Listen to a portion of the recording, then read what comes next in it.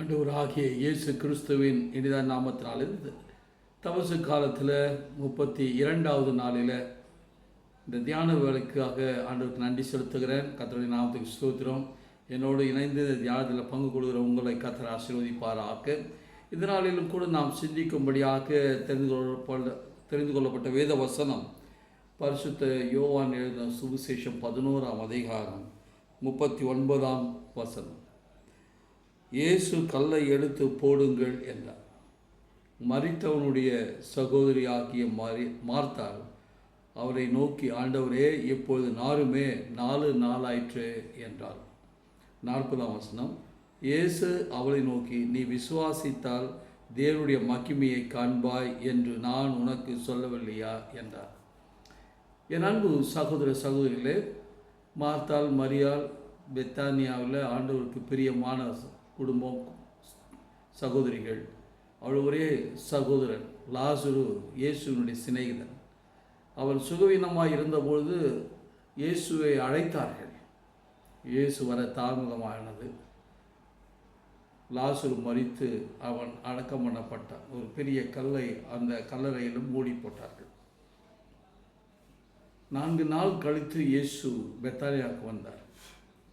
மார்த்தாலும் மரியாளும் இயேசுவை பார்த்து, நீங்கள் இங்கே இருந்திருந்தால் என் சகோதரன் மரித்திருக்க மாட்டான் என்றார். அங்கிருந்த யூதர்கள் எல்லாம் எவ்வளவா இந்த லாசருவை சிநேகித்தார், எவ்வளவா இந்த குடும்பத்தின் மேல் பிரியமாயிருந்தார் என்று சொல்லி யூதர்கள் சொல்லி அழுதார்கள். இதை கண்ட இயேசு அவர்களுடைய கண்ணீரை பார்த்து அவரும் கண்ணீர் விட்டார் என்று யோவான் எழுதின சுவிசேஷம் 11ஆம் அதிகாரம் 35ஆம் வசனத்தில் வாசிக்கிறோம். கர்த்தருடைய நாமத்துக்கு ஸ்தோத்திரம். என் அன்பு சகோதரனே சகோதரி, ஆண்டவராகிய இயேசு மார்த்தாள் மரியாள் அவருடைய கண்ணீரை பார்த்து கல்லறைக்கு போனார். திரளான ஜனங்கள் அவர் கூட வந்தார்கள். ஒரு குகையில் லாசரு வைத்து ஒரு பெரிய கல்லை மூடி இருக்கிறதை கண்டு இயேசு சொன்ன, அந்த கல்லை புரட்டி தள்ளுங்கள்.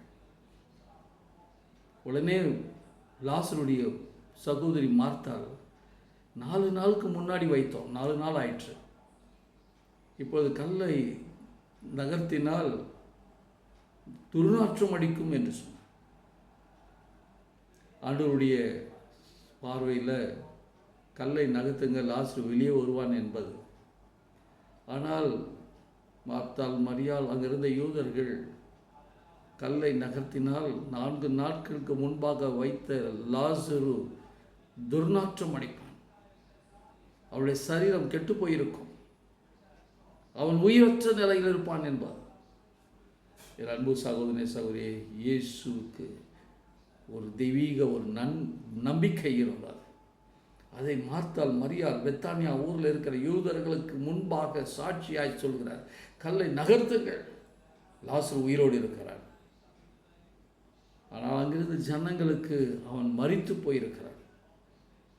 மரித்து போன இருக்கிற அந்த எண்ணங்கள் சிந்தனைகளோடு மக்கள் இருக்கிறார்கள், குடும்பத்தினர் இருக்கிறார்கள். ஆனால் இயேசுக்கோ அவன் உயிரோடு இருக்கிறான்.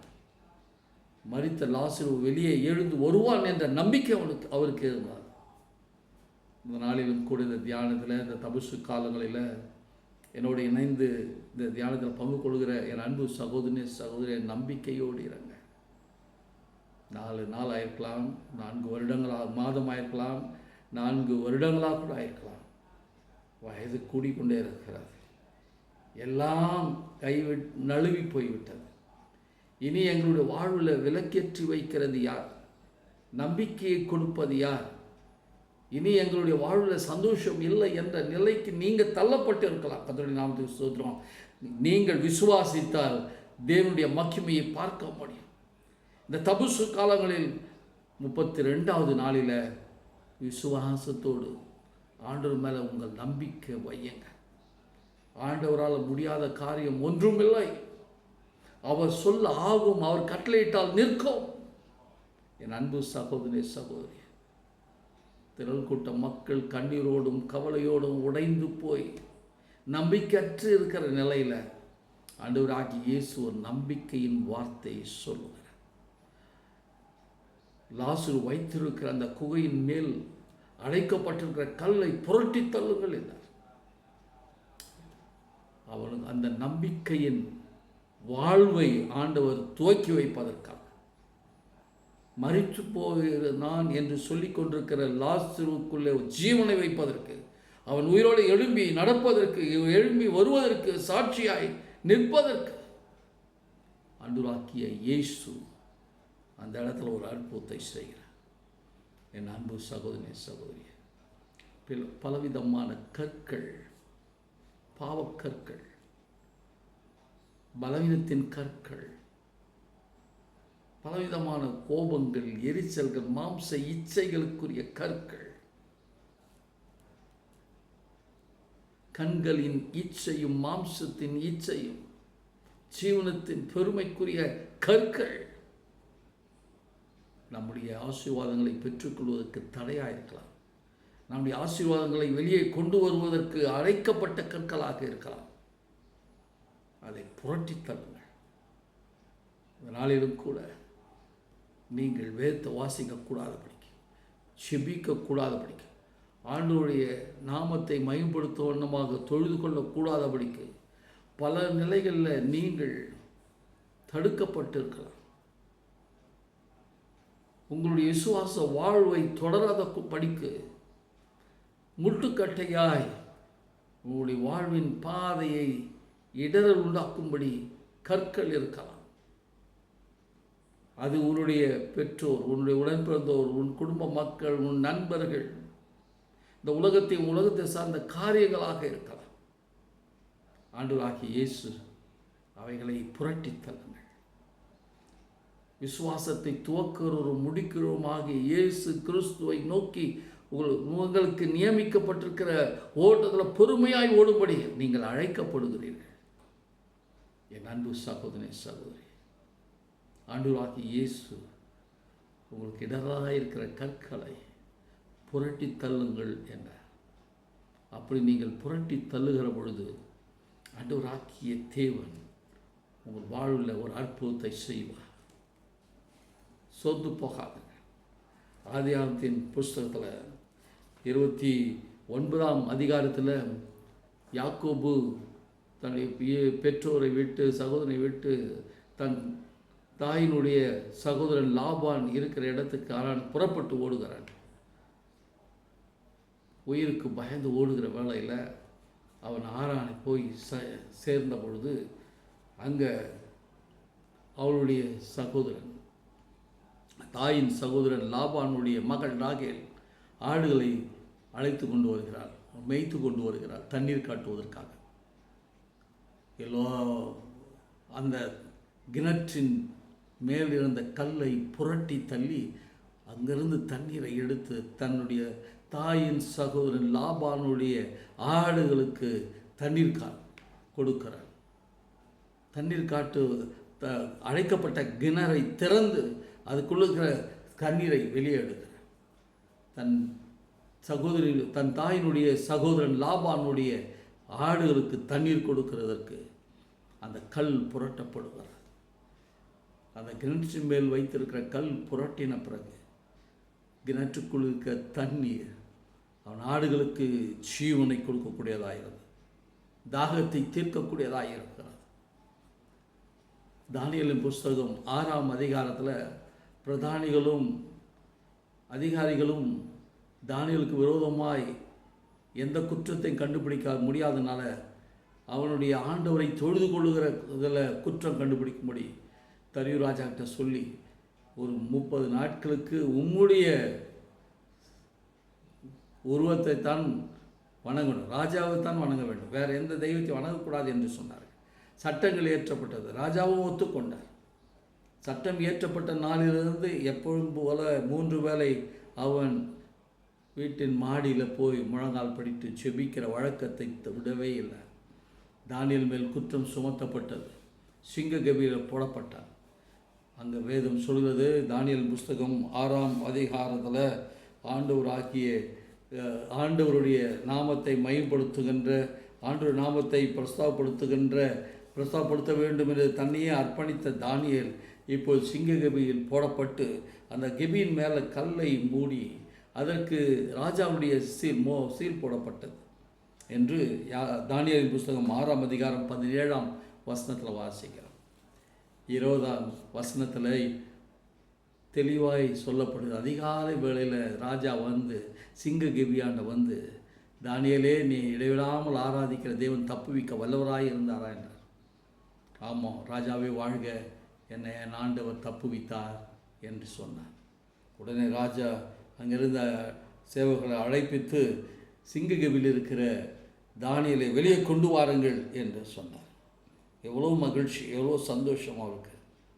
தானியேல் சிங்ககபியிலிருந்து அவன் தூக்கி எடுக்கப்பட்டான். சிங்ககபியை மூடி வைத்திருந்த கல்லை புரட்டி தள்ளிட்டு சிங்ககபியில் ஜீவனோடு இருக்கிற தானியேலை வெளியே கொண்டு வந்தார்கள் என்று பார்க்கிறோம். என் அன்பு சகோதரனே, சகோதரி, இயேசு பெத்தானியாவில் 4 நாட்களான அந்த கல்லறையின் மேல் இந்த கல்லை புரட்டி தள்ளின பிறகு அவர் ஆண்டவரிடத்தில் வேண்டுதல் செய்து, லாசருவே வெளியே வா என்றார். லாசரு அந்த கல்லறையிலிருந்து வெளியே வந்தான் என்று பார்க்கிறோம். கல்லை புரட்டி தள்ளுகிற பொழுது நமக்கு ஆண்டவருக்கும் இருக்கிற இடைவெளியில் தடையாக இருக்கிற கற்களை நீக்குகிற பொழுது ஆண்டவர் நம்மோடு கூட இடைப்படுவார். ஆண்டவருடைய மகிமையை நாம் பார்க்க முடியும். தேவ சாயலை நாம் சுதந்திரித்து கொள்ள முடியும். இந்த தியான வேளையில் என் அன்பு சகோதரனே, சகோதரி, கர்த்தர் நாமத்துக்கு ஸ்தோத்திரம். உங்களுக்கு இடரலாக இருக்கிற கற்கள், தெய்வ பக்தியில் ஓடுவதற்கு தடையாக இருக்கிற கற்கள், சுகன் பலன் ஆரோக்கியத்தையோடு வாழ்வதற்கு தடையாக இருக்கிற கற்கள், நிம்மதியாய் சமாதானத்தோடு ஆண்டவரை மகிமைப்படுத்தும்படி வாழ்வுக்கு தடையாக இருக்கிற கற்களை புரட்டி தள்ளுங்கள். ஆண்டவர் உங்களை பலப்படுத்துவார், உங்களை சுகப்படுத்துவார், உங்கள் வாழ்வில் விலக்கேற்றி வைப்பார். இல்லாதவைகளை இருக்கிறதை போல் அழைக்கிற ஆண்டவர் என்று உங்களோடு பேசி கொண்டிருக்கிறார். விசுவாசத்தோடு ஆண்டவரை பாருங்கள். நீங்கள் விசுவாசித்தால் தேவனுடைய மகிமையை பார்க்க முடியும். ஜெபம் செய்வோம். எங்களை நேசிக்கிறதான அன்பின் தகப்பனே, இந்த தியான வேளையில் நீர் கொடுத்த நம்முடைய வார்த்தைகளுக்காக உமக்கு ஸ்தோத்திரம்.